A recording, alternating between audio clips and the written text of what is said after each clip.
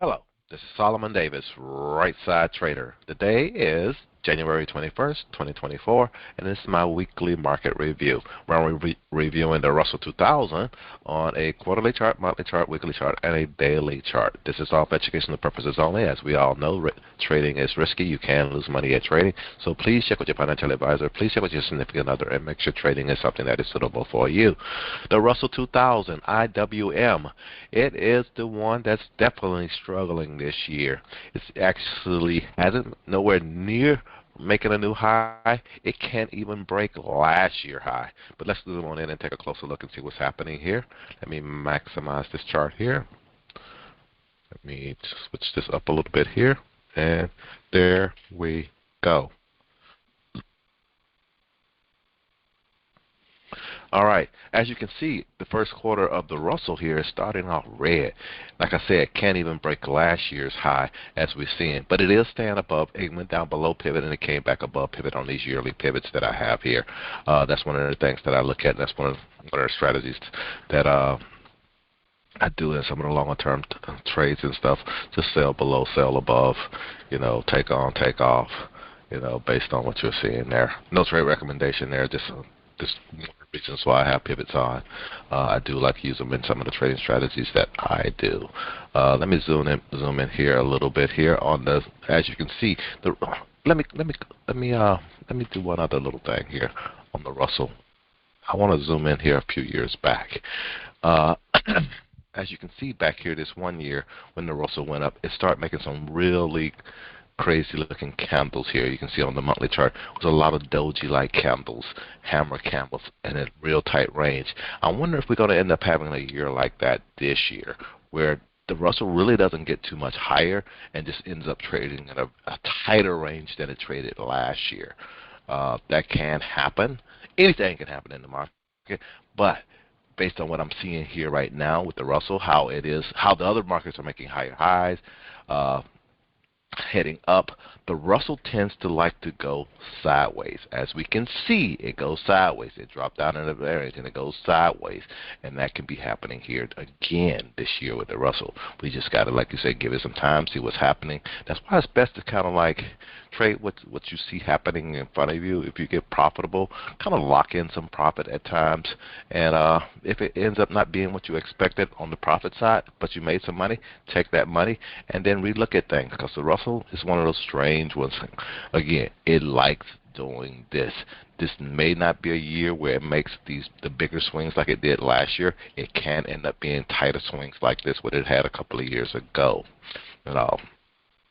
So let's just kind of be patient, take money when you see it, and trade accordingly to your trading strategy and your indicators. Because right now here, looking at the Russell here on the weekly chart, we can see, look like the Russell had made a top. It had topped out where I was expecting it to top out.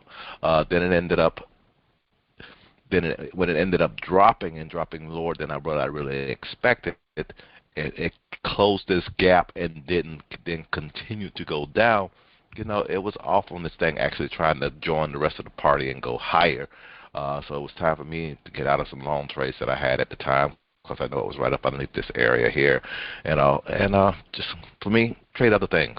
That's what I end up doing, But right now, looking at this picture, look like it's forming a short-term bottom, But with the Russell, we have to be careful. When this thing is on the way up, it looked like it was forming a short-term top, but it ended up going higher.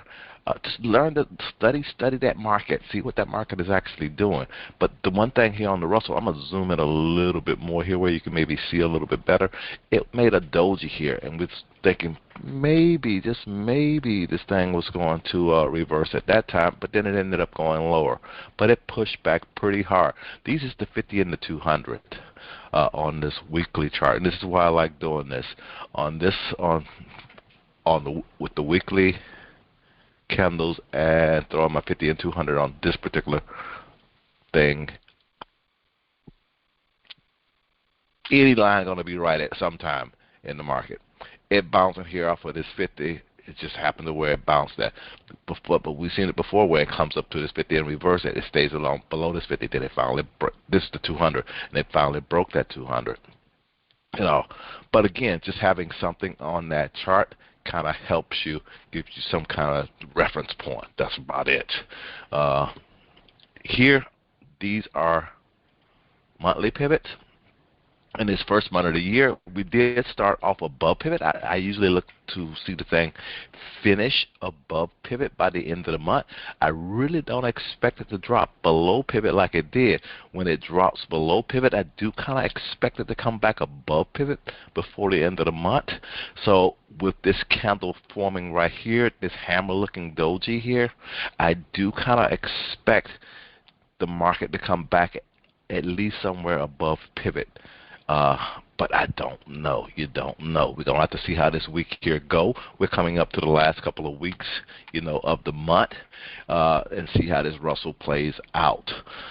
Let's go down to the daily chart, and I'll show you why I'm kind of saying that here, looking at a daily picture. On the daily chart, zoom in here, zoom in here. Before we was chopping, and I was saying the Russell was going sideways. Didn't know which way it was going to go up out of this chop. It's basing, was it going to rally or was it going to drop? It ended up dropping a little bit. It dropped down to that week. It ended up opening below pivot. Like I said, below pivot, stay below pivot. So it stayed below pivot. It came all the way down to a support 2 level. And at the support 2 level, which is, it gave us a pretty good bounce.